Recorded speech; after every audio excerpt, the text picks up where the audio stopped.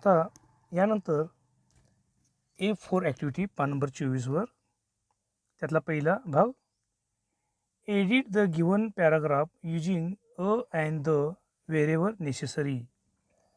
या ठिकाणी articles a and the योग्य ठिकाणी वापरलेले आहेत. त्यापैकी आपल्याला पर्यायपैकी कोणतं योग्य आहे ते ठेवायचं आणि बाकीचं खाट मारायचे आहे. इथे पॅराग्राफ दिलेला आहे, तर कोणतं आर्टिकल इथं योग्य आहे ते तिथं ठेवायचं, बाकीचं खाट मारायचे आहेत. राकेश इज _an आयडियल सन. आता या ठिकाणी आयडियल सन ह्या आयडियल ह्या नामासाठी अ किंवा ॲन कोणतं आर्टिकल तुम्हाला वापरता येईल, तर अ किंवा ॲनपैकी ॲन हे आर्टिकल इथं उपयोग पडेल. कारण आयडियल या ठिकाणी ह्या नामाची सुरुवात या ठिकाणी AEIOU व्यंजन स्वरानं झालेली आहे आणि जेव्हा स्वरानं नामाची सुरुवात होईल तेव्हा आर्टिकल ॲन येतो. जेव्हा एकवचनी नाव आहे, आयडियल सन एकवचनी आहे आणि आयडियल हे स्वर आलेलं आहे, म्हणून इथं आपण आर्टिकल ॲन वापरायचं आहे. Rakesh is an ideal son who remains devoted to his father as he grows professionally to become the famous doctor.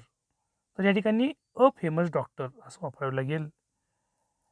As his father grows old he takes care to spend time with his father bringing him tea in the morning. तर इथं the morning, in the morning म्हणायचं आहे. and taking him out for ...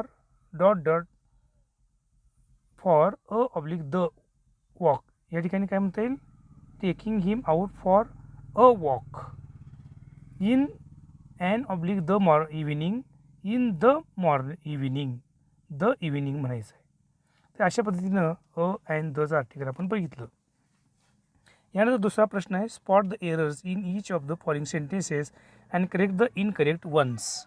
आणि या ठिकाणी आता काय करायचं आहे, इथं वाक्य दिलेली आहेत, या वाक्यामध्ये कोणता शब्द चुकीचा आहे तो दुरुस्त करून लिहायचा आहे.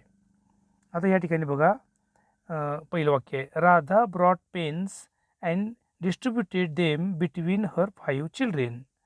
राधानं पेन विकत आणले किंवा पेन आणले आणि आपल्या 5 मुलांमध्ये ते वाटले. तर या ठिकाणी शब्द कोणता चुकीचा आहे, बिटवीन. त्याऐवजी कोणतं पाहिजे, अमंग. वाक्य कसं होईल, Radha brought pens and distributed them among her 5 children. दुसरं वाक्य, Jayashree and Sujata sat beside each other in complete silence. Jayashree आणि सुजाता ह्या एकमेकाजवळ बसल्या होत्या, एकमेकीजवळ बसल्या होत्या पूर्ण शांततेमध्ये. म्हणजे या ठिकाणी कोणता शब्द चुकीचा आहे, बिसाइड्स. त्याऐवजी काय पाहिजे, बिसाइड. मग वाक्य कसं होईल, Jayashree and Sujata sat beside each other in complete silence. Sujata आणि जयश्री ह्या शेजारी बसल्या होत्या शांतपणे.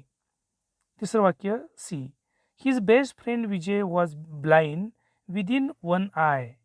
या ठिकाणी चुकीचा शब्द कुठला आहे, विदिन. त्याऐवजी काय पाहिजे, इन. मग काय होईल, his best friend Vijay was blind in 1 I. तर या पद्धतीनं आता उरलेल्या वाक्यामध्ये कोणता शब्द चुकीचा आहे तो दुरुस्त करून तुम्ही लिहायचा आहे वहीमध्ये. तिसरी एक्सरसाइज पुढं काय बघा, रीड द फॉलोइंग सेंटेन्स. इथं वाक्य वाचा, Santosh purchased a computer. He read the computer manual and followed the instructions. संतोषनं एक कॉम्प्युटर खरेदी केला आणि त्यानं त्यातील हस्तपुस्तिका वाचून त्यातील सूचनाचं अंमलबजावणी केली किंवा वापरल्या. आता त्या ठिकाणी वाक्य देत बघा, कॉम्प्युटर आणलेला आहे आणि त्यासोबत कॉम्प्युटर कसा वापरायचा याची सूचना पुस्तक आहे आणि त्याच्या सूचना दिल्या आहेत, त्याचं त्याने पालन केलेलं आहे. आता त्यानं ABCDEFGH अशी एक 7-8 वाक्य दिलेली आहेत. या वाक्यामध्ये 8 वाक्यामध्ये ते ज्या सूचना दिल्या आहेत त्या सूचना ॲक्टिव्ह व्हॉईसमधील वाक्यरचना वापरलेली आहे. आता हीच वाक्यरचना आपल्याला पुढल्या पानावर निळ्या बॉक्समध्ये इथं गाळ्या ठिकाणी शब्द भरून पॅशिव्ह व्हॉईसमध्ये वापरायचं आहे. म्हणजे त्या कॉम्प्युटरच्या बाबत ज्या सूचना पुस्तिका आहे त्यामध्ये ज्या सूचना दिलेल्या आहेत त्या ॲक्टिव्ह व्हॉईसमध्ये वाक्य वापरलेली आहेत. उदाहरणार्थ पहिलं वाक्य बघा, पान नंबर 24वर पहिलं वाक्य म्हटलेलं आहे, he linked the monitor, keyboard and printer. म्हणजे त्यानं मॉनिटर, कीबोर्ड आणि प्रिंटर एकमेकाला जोडले. हे ॲक्टिव्ह व्हॉईसचं वाक्य आहे. आता या पद्धतीने ही सगळी ॲक्टिव्ह व्हॉईसची वाक्य आहेत, ॲक्टिव्ह व्हॉईसची वाक्य आहेत पान नंबर 24वरली. तीच वाक्य आता आपल्याला पॅशिव्ह व्हॉईसमध्ये पुढल्या पानावर कन्वर्ट करायची आहेत. मग ह्यासाठी त्यांनी काय केलेलं आहे, गाळेल ठिकाणी जागा ठेवलेली आहेत. मग ती वाक्यरचना तयार करून दिलेली आहे पॅशिव्ह व्हॉईसची. फक्त तिथं गाळेल ठिकाणी आपल्याला पॅशिव्ह व्हॉईसचं फॉर्म क्रियापदाचा भरायचा आहे. आता बघा आपण बॉक्स बघूया. निळ्या बॉक्समध्ये काय केलेलं आहे बघा. निळ्या बॉक्समध्ये firstly the monitor, keyboard and printer were linked up.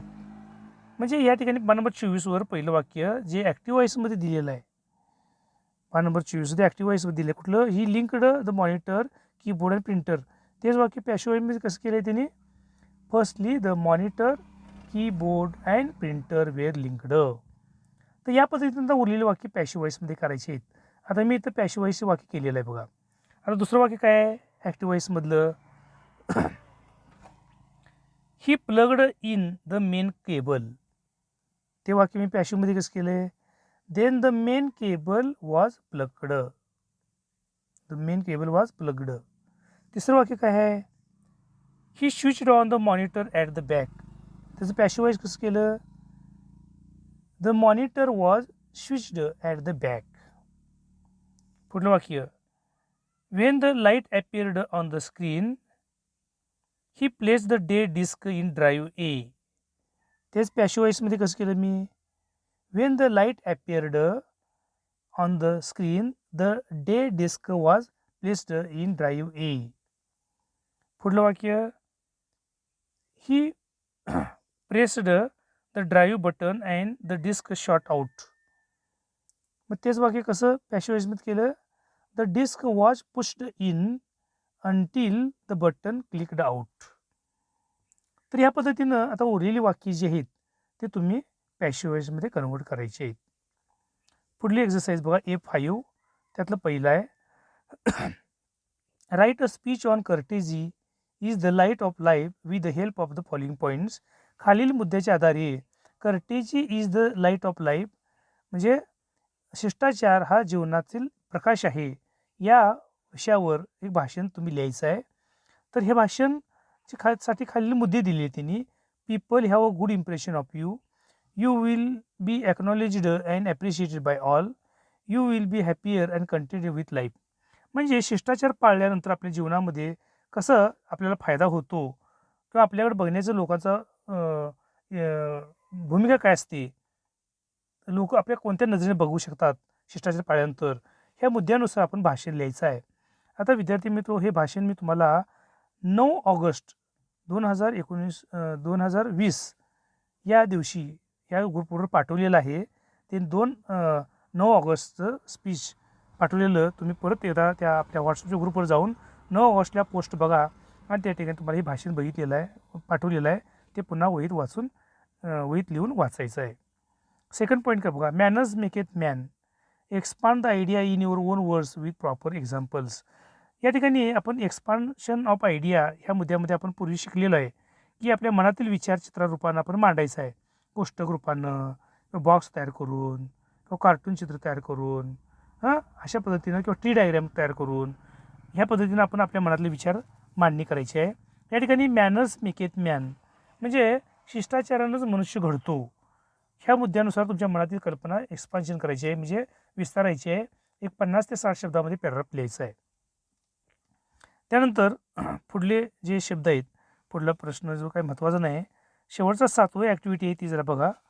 Soft skills are required in all walks of life. म्हणजे सॉफ्ट स्किल्स जे असतात म्हणजे शिष्टाचाराचे कौशल्य, त्याला आपण शिष्टाचार म्हणतो. हे शिष्टाचार पाळणं आपल्या जीवनामध्ये फार महत्त्वाचं असतं. कुठं असतं ते करिअर्स आणि इंडस्ट्रीमध्ये.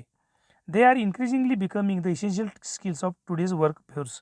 आणि आजच्या जीवनामध्ये कामाच्या ठिकाणी हे सॉफ्ट स्किल्स म्हणजे छोटे छोटे शिष्टाचार पाळणं अत्यंत आवश्यक आज होऊन बसलेला आहे. Soft skills are an integral part of finding, attracting and retaining clients also. आणि हे जे सॉफ्ट स्किल्स आहेत म्हणजे छोटे छोटे शिष्टाचार आहेत ते आपल्या व्यवसायामधील अशिलांना, क्लायंट्स, ग्राहकांना शोधण्याचे, आकर्षित करण्याचे आणि त्यांना आपल्यासोबत नेहमी ठेवण्यासाठीचे एक अत्यावश्यक अंतर्गत बाबी म्हणून गणल्या जातात. Highly developed presentation skills, networking abilities and etiquette awareness can help you win you new clients and gain more work. आणि अशा पद्धतीचं उच्च विकसित दर्जाचे कौशल्यांचं सादरीकरण, त्यानंतर आपलं जाळं विणण्याचं कौशल्य किंवा आपले शिष्टाचारचे जाणीव वापरणे, यामुळं तुम्हाला नवनवीन अशील ग्राहक मिळू शकतात आणि तुमच्याजवळ राहू शकतात. तर हे एटिकेट्स आपण सॉफ्ट स्किल्स कशा पद्धतीनं आपण मान्य करू शकतो. पान नंबर 26वर पुढल्या पानावर दिलेलं आहे बघा. The following are considered most important soft skills. हे अत्यंत आपल्या जीवनाला, आपल्या व्यवसायाला सॉफ्ट स्किल्स महत्त्वाचे आहेत. म्हणजे दैनंदिन कौशल्य किंवा दैनंदिन शिष्टाचार महत्त्वाचे आहेत. कुठले कुठले आहेत? लीडरशिप म्हणजे नेतृत्व, इंटरपर्सनल रिलेशन्स व्यक्तिगत आंतरसंवाद संबंध, फ्लेक्झिबिलिटी म्हणजे लवचिकपणा और ॲडॅप्टेबिलिटी किंवा स्वीकार्यता, टीमवर्क सांघिक कार्य, कम्युनिकेशन दळणवळण, प्रॉब्लेम सॉल्विंग समस्या निराकरण आणि वर्क एथिक्स कामाच्या ठिकाणची पथ्य. हे सगळे सॉफ्ट स्किल्स आहेत. हे तुम्ही आपण पाळायचे आहेत. हे झालं माइंड मॅपिंग. या ठिकाणी ह्या जो नकाशा काढलेला चित्र कार्टून हे माइंड मॅपिंगचा भाग आहे.